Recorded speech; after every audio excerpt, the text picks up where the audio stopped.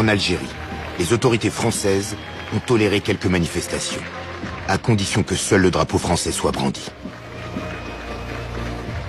Mais dans la ville de Sétif, le cortège va se transformer en champ de bataille. Aujourd'hui encore, personne n'a oublié. Dans la confusion, un policier français a abattu un jeune militant, porteur d'un drapeau algérien.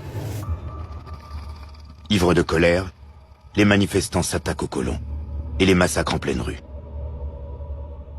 On dénombre plus d'une centaine de morts et de nombreux blessés. Parmi eux, un homme rossé par la foule a dû être amputé par les médecins. Sa photo sème la panique chez les colons. L'armée française est intervenue, bien sûr. La haine naît dans les cœurs. La victoire sur l'Allemagne, c'est déjà du passé. Les Français d'Algérie s'organisent en milice et l'armée entre en action. Dans les régions de Sétif, Guelma et Kerata, des villages entiers sont rasés.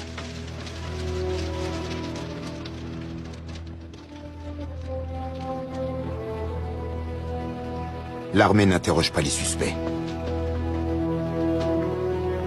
Elle laisse les caméras faire leur gros plan. Puis elle exécute.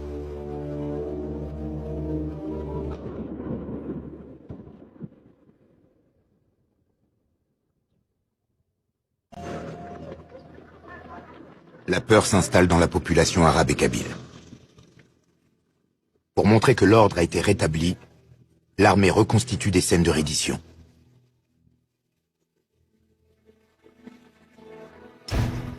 Des fusils non chargés sont remis à des villageois rassemblés pour l'occasion.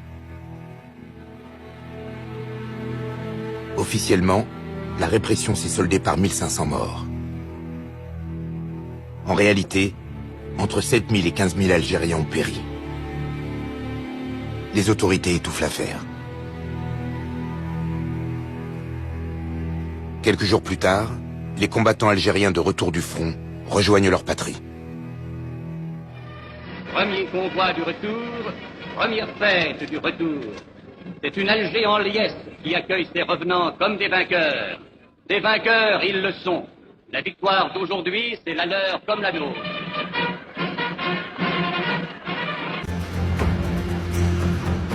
Côté français, rares sont ceux qui mesurent l'ampleur du drame qui vient de se jouer. Chargé de rétablir l'ordre, le général Duval met en garde de manière quasi prophétique le gouvernement colonial. Je vous donne la paix pour 10 ans. À vous de vous en servir pour réconcilier les deux communautés. Si la France ne fait rien, tout recommencera en pire, et probablement de façon irrémédiable. Mais les autorités ignorent cet avertissement. Alors que l'Algérie est reprise en main par la terreur, la Syrie et le Liban s'embrasent à leur tour. De Gaulle, le 1er novembre 1954, en Algérie, la Toussaint est rouge sang.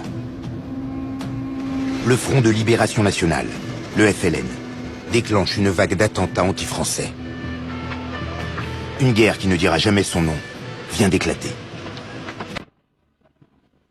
D'emblée, le gouvernement affiche sa fermeté. François Mitterrand, le ministre de l'Intérieur, se rend en Algérie. Nous traiterons de manière implacable, sans autre souci que celui de la justice, et en la circonstance, la justice exige la rigueur, les responsables. L'Algérie, c'est la France, et la France ne reconnaîtra pas chez elle d'autre autorité que la sienne. En 15 jours, les effectifs de l'armée sont doublés. Les ratissages commencent. À l'époque, l'appartenance de l'Algérie à la France relève de l'évidence. Elle est même divisée en départements. Aucune rébellion ne saurait être tolérée.